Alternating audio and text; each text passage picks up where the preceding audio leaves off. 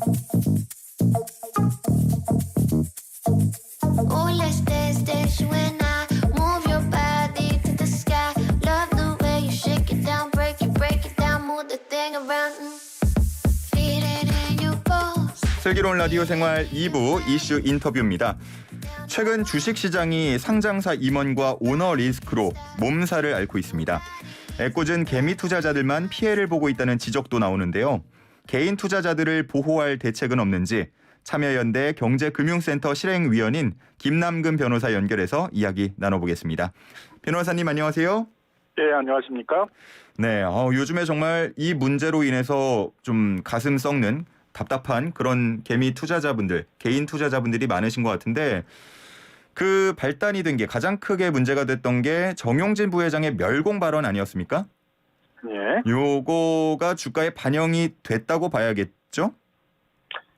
예, 뭐 그 발언을 전후로 해가지고 하루 동안에만 신세계 주가가 한 6.8% 떨어지고 예. 신세계 인터내셔널 주가가 한 5% 정도 이제 떨어졌거든요. 또 신세계의 경우에 있어서도 중국의 고객들이 주된 고객인 면세점을 운영하고 있고 예. 또 화장품 매출 같은 경우는 이제 중국 소비자들이 주된 이제 매출 소비자들인데요. 네. 당연히 이제 중국 영업에 영향이 오지 않을까라는 우려가 발생을 하게 되기 때문에 예.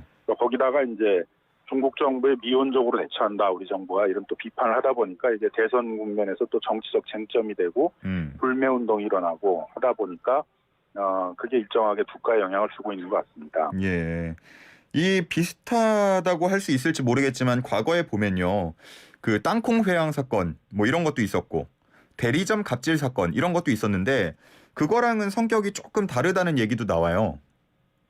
뭐 땅콩 해양 사건은 뭐 그 자체로 이제 형사 처벌 대상이 되는 거죠. 예. 뭐 대리점 갑질 사건도 불공정 행위로서 그 공정거래위원회에서 과징금 처벌 대상이 되는 것들입니다만, 네. 뭐 경영 임원이더라도 뭐 SNS 같은데 자기 정치적 의사를 표현할 수 있으니까 그 자체가 뭐 형사 처벌 대상이 되는 위법 행위다라고 볼 수는 없죠. 하지만 이제 또 다른 측면에서 보게 되면 경영 임원들은 회사의 이익에 충실해야 될 이제 충실 의무가 있거든요. 아, 예. 뭐 영어로는 fiduciary duty라고 이제 합니다만은 네. 그래서 그런 충실 의무에 위반해서 회사에 이제 손실을 입히게 되게 되면 그것에 대해서는 뭐 이런 해임 같은 징계 책임도 따르게 되고 또 그 회사에 입힌 손실에 대해서는 손해배상 책임도 질 수 있는 것입니다. 예. 뭐 넓게 보면은 뭐 문제가 있을 수 있다라는 말씀이신 것 같은데.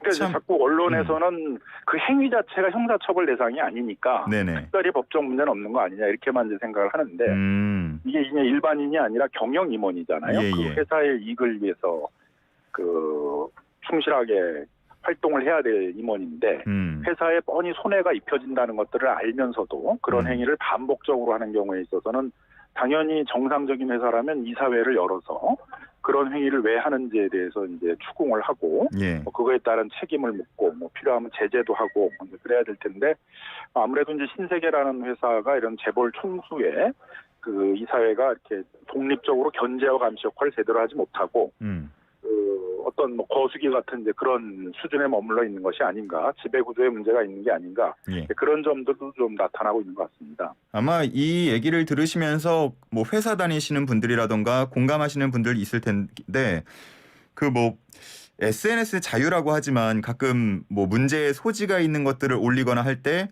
회사에서 야 이거는 품위 유지에 위반돼라고 하면서 문제 삼는 것과 뭐 비슷하다고 볼 수 있을 것 같아요. 좀 넓게 보면 문제가 될 소지가 있다 이렇게 보면 되겠죠. 아니 이제 사원들의 뭐 품위 유지 문제 정도가 아니라 예. 경영 임원은 그 행위가 네네. 회사에 이제 크게 매출이나 이런 데 영향을 미칠 수가 있잖아요. 근데 상당한 매출 손실들이 발생할 우려가 있다라는 것들을 큰 문제다. 알면서도 네. 그런 걸 이제 반복적으로 하는 경우에 있어서는 직원들의 품위 유지 정도의 문제가 아니라 이제 회사에 대한 충실 의무 위반이고 예, 예. 그 충실 의무 위반에 대해서는 이제 뭐 상법이나 이런 데서도 뭐 여러 가지 이제 제재, 뭐 해임 같은 제재도 할 수 있고 또 그런 손해배상 책임을 부담하도록 하고 있거든요. 예.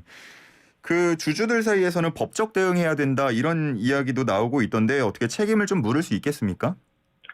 근데 이제 우리 뭐 법리에 의하면은 주주들이 입는 손해 2차적인 손해거든요. 경영 예. 임원들의 어떤 이제 그런 충실 의무 위반에 따라서 손해를 입는 것은 회사가 1차적인 피해를 입는 거고 네. 회사의 가치가 떨어지니까 그 피해 때문에 떨어지니까 주주들은 이제 그 주식 가치가 떨어져서 2차적인 피해를 입는 것이어서 그런 2차적인 피해에 대해서는 직접적인 손해배상 청구를 할 수 없다라는 게 우리 이제 판례 법리입니다. 아, 그래요? 따라서 이제 주주들이 할 수 있는 건 나한테 직접 뭐 주식 가치 떨어진 거에 대한 손해배상을 하라가 아니라 네. 회사에 대해서 손해배상하라라는 그걸 주주 대표 소송이라고 그러거든요. 회사를 대신해서 그 회사가 그 회사에 피해를 입힌 경영 임원에 대해서 손해배상 청구를 하는 거를 대신해서 하는 것들을 주주 대표 소송이라고 합니다. 그런 이제 주주 대표 소송 같은 걸 제기할 여지는 있겠죠.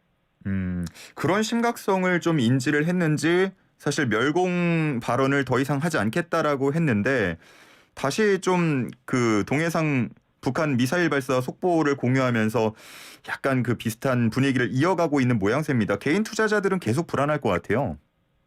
그러니까 이제 신세계라는 회사가 이게 정상적인 회사라면 당연히 이사회를 개최해서 주주들한테도 이제 지금 손실이 발생을 하고 있고 예. 회사에 있어서도 지금 계속 이런 행위가 반복되는 경우에 있어서는 매출 손실 같은 게 발생할 수 있는데 예. 해서는 안 된다, 뭐 제재를 하겠다, 뭐 이런 것들을 해야 되는 것이거든요. 근데 경영 임원이 회사 매출 손실에 상당히 영향을 미칠 수 있는 행위를 반복적으로 하고 있는데도 이사회가 그걸 조사하기 위한 이사회가 열리지 않는다는 것들은 그런 신세계의 지배 구조가 정상적이진 않다.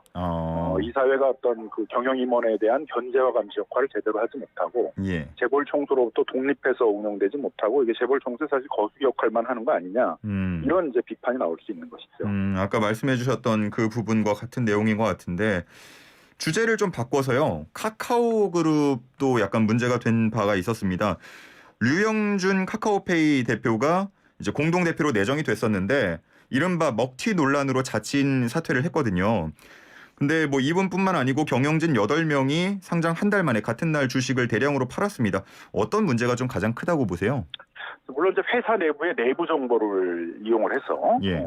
그 회사에 어떤 문제가 있어서 주식 가치가 떨어질 우려가 있다. 뭐 그런 것 때문에 이제 그 미공개 정보를 이용해서 주식을 매각했다 그러면 뭐 형사 처벌도 되는 네. 자본시장법 위반 행위가 되겠습니다만 뭐 그런 건 아니라 하더라도 거기 보니까 상근 임원이 9명이에요. 예. 9명인데 그중에 8명의 상근 임원이 상장된 지 1개월 만에 이제 일제히 주식을 매각을 했어요. 예. 878억의 매각 이익을 얻었는데요. 네.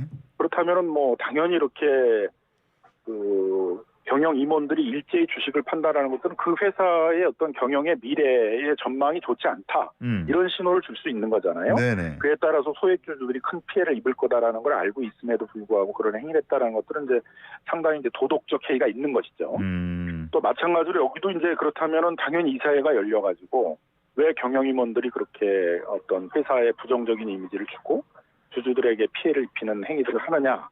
하고 뭐 다른 나라 같은 경우는 이제 보통 남은 주식 매수 적공권을 취소해서 다시 회수를 뭐 한 달이든가 이런 제재를 가하게 되고 그런 행위를 하지 못하도록 하는 이제 그 것들을 하는데 뭐 카카오페이 이사회가 열려가지고 이런 제재를 하고 있다, 이런 조사를 하고 있다는 얘기 없잖아요. 예. 그런 걸 보면 이제 카카오의 경우도 뭐 혁신기업이라고 그러지만 회사의 지배 구조는 이제 그렇게 이사회가 독립적으로 견제와 감시 역할을 제대로 하지 못하고 있다라는 점들을 보여주고 있다고 생각이 듭니다. 예, 이런 경우에 이제 상장 한 달밖에 안 됐는데 뭐 보호 예수라던가 이런 거가 법적으로 좋지는 안 돼 있습니까 지금? 기관 투자자들의 경우에 있어서는 이제 그 보호 예수 제도가 있어서 일정한 주식들을 이제 매각하지 못하도록 하고 있는데 개인들에 대해서는 이제 뭐 그런 제도는 없습니다만 임원도 마찬가지고요. 이제 다른 나라 같은 경우 이제 그 법령에 의해서 하는 게 아니라.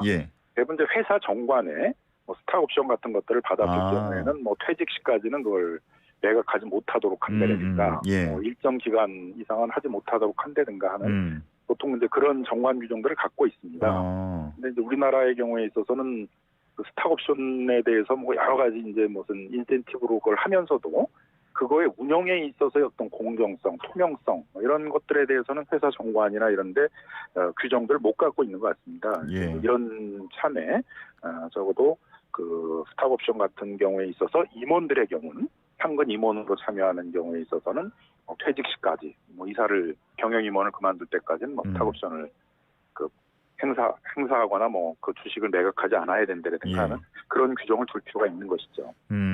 앞으로 뭐 나올 개혁안 같은 것들을 지켜보면 될 것 같은데 마찬가지로 이런 경우에도 뭔가 법적으로 문제 삼거나 할 수는 그러면 없다는 말씀이신가요? 그러니까 이제 그 법적이라는 거를 이제 자꾸 언론에서는 뭐 형사 처벌을 할 수 있는 거 아니냐, 해야 되는 거 아니냐 이제 이렇게만 생각하는데 법이라는 게 형사 제재만 있는 게 아니지 않습니까?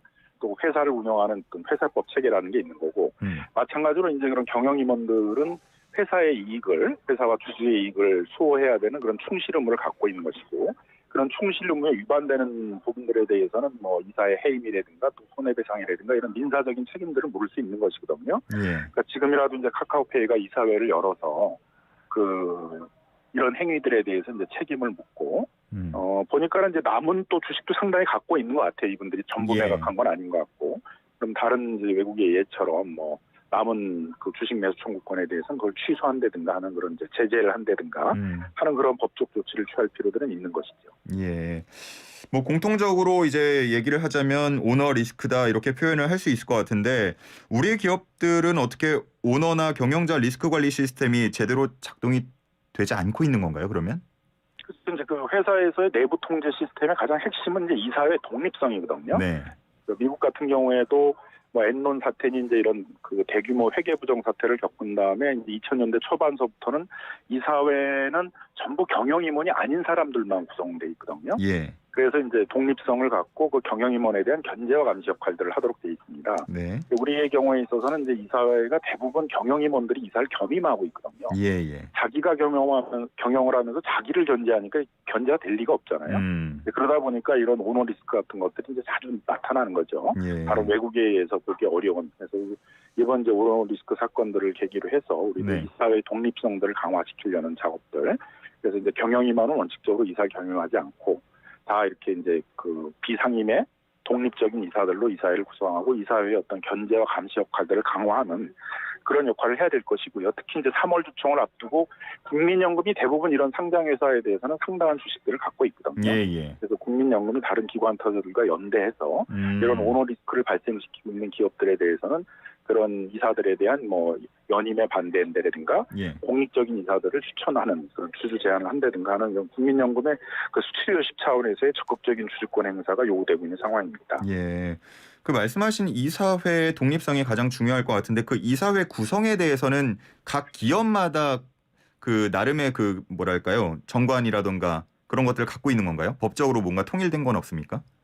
그렇게 하기 위해서 외국에서 하고 있는 게 이제 집중 투표제라는 거거든요. 이사를 3명 뽑게 되게 되면 소액 주주들은 그 3개의 투표를 어느 한 이사한테 다 몰아서 투표할 수 있게 하는 제도예요. 그러면 소액 주주 대표 1명은 뽑힐 거 아니겠습니까? 이사로. 그러면 그런 한두 명의 이사라도 이사회에 들어가면 그런 이사가 독립적인 이사가 있는 회사라면 당연히 지금 이사회 소집을 요구하겠죠. 이사회들이 책임을 추궁하고. 그래서 어떤 뭐 이렇게 다수결의 결정을 바꾸진 못하지만 적어도 견제와 감시 역할들은 제대로 하도록 할 것이거든요.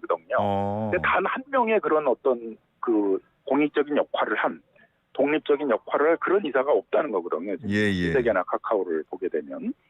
그래서 이제 그런 집중 투표제를 좀 일반화시켜야 되는데 문제는 이제 집중 투표제라는 게 법에 있지만 정관으로 이걸 배제시킬 수 있도록 해놓고 있는데 우리나라 대기업들은 일제히 정관에 이 집중 투표제를 배제하는 규정을 갖고 있다는 것이죠.